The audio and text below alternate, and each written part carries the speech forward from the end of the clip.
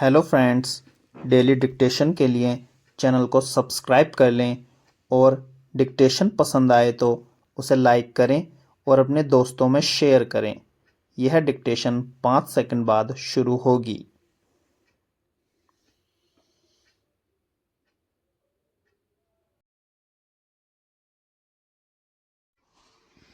Start. पिछले दिनों भारत समेत 175 देशों ने संयुक्त राष्ट्र में पेरिस जलवायु समझौते पर हस्ताक्षर कर दिए। इसी अंतर्राष्ट्रीय समझौते पर एक ही दिन इतने अधिक देशों के हस्ताक्षर होना अपने आप में अभूतपूर्व है, लेकिन इससे बड़ी ऐतिहासिक घटना यह है कि दुनिया के सिर पर मंडराते पर्यावरणीय संकट से जूझने के लिए एक वैश्विक करार पर इतनी व्यापक सहमति बनी है। अभी तक ग्लोबल वार्मिंग संबंधी चर्चाएं विकसित और विकासशील खेमों की खींचतान में उलझकर रह जाती थी।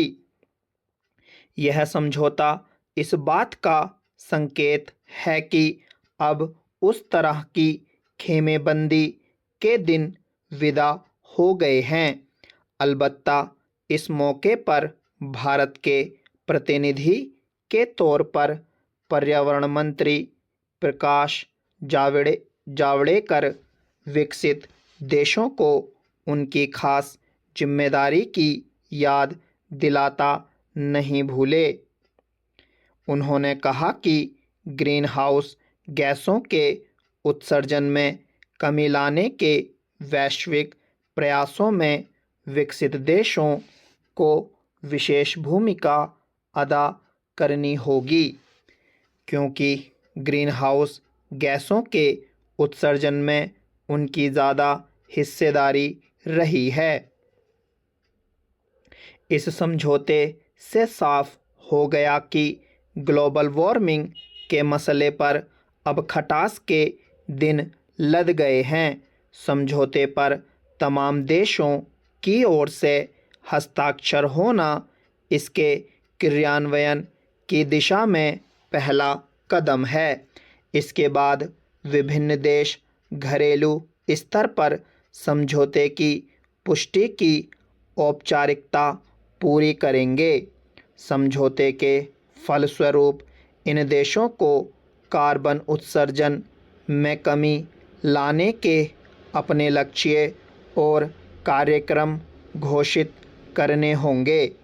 जाहिर है, यह समझौता दुनिया भर में परिवहन, ऊर्जा, कृषि, नगर नियोजन आदि से संबंधित नीतियों और तकनीकों पर नए सिरे से सोचने और नए तौर तरीके तलाशने का दबाव पैदा करेगा।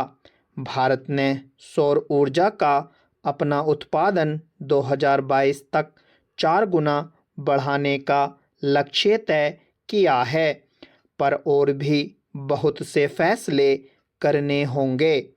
पानी की समस्या दिनों दिन और विकराल होती जा रही है।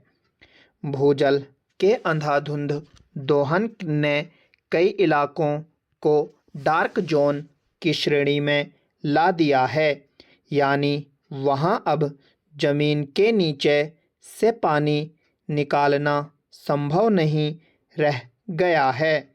मौसम में तीव्र उतार चढ़ाव आने का सिलसिला बढ़ रहा है। इसके चलते ऋतु चक्र में अनिश्चितता आ रही है। आपदाएं पहले से अधिक आने लगी हैं।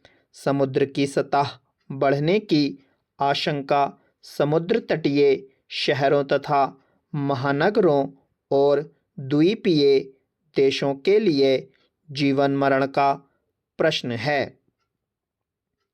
वायु प्रदूषण और जल प्रदूषण जन स्वास्थ्य की सबसे बड़ी समस्या बन गए हैं।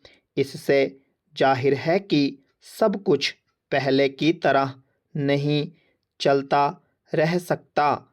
खेती की ऐसी प्रणाली विकसित करनी होगी जिसमें कम से कम पानी की खपत हो।